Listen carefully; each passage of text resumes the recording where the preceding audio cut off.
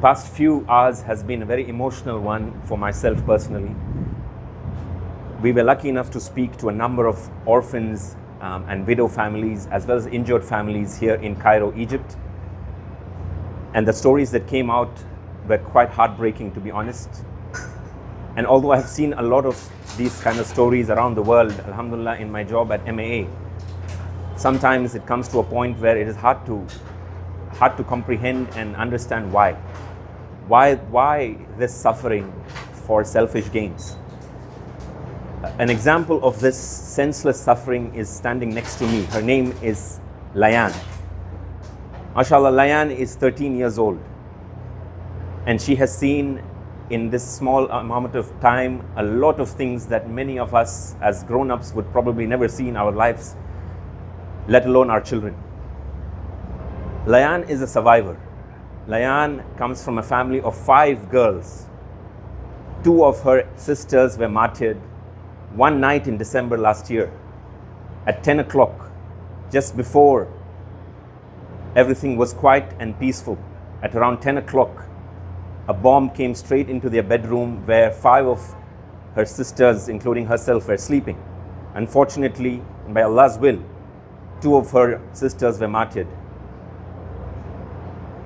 Layan is the only survivor who is currently here in Egypt with 2 of her other sisters. And if you can look at her injury over here, you can see her face that was shattered. And she's going to show us a picture of how it was when the injury actually happened. We have seen many cases like this unfold on our TV screens. Every one of us. Layan represents thousands of children who have been martyred or who have been injured in this senseless war, this genocide in Gaza. Layan is a student, a bright student, mashallah. She is currently doing her education online here in Cairo. And she tells me and she tells us that she would like to go back to Gaza. Is that right? Inshallah. We were having lunch just a few minutes back. And while having lunch, we were having a bit of a chat. And she broke down. She broke down, and with her breaking down, she broke all of us. It's hard to console someone who has been through so much. And it's very difficult to comprehend how this happened and what lies ahead. But wallahi, brothers and sisters, we can come together to at least make them comfortable in this existence. There are thousands of refugees of Palestinian origin from Gaza who are here in Cairo and other parts of Egypt.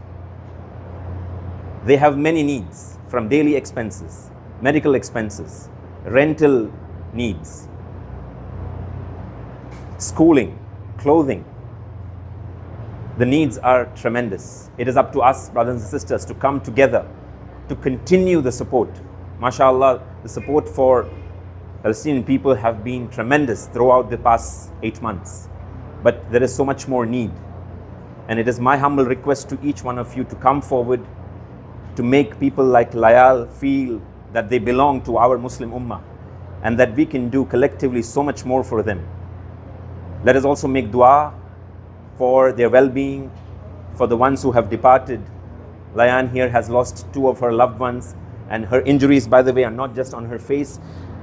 I'm told that her injuries extend to other parts of her body. This situation has repeated way too many times, and we need to do something more to comfort them, to make it easy for them, inshallah.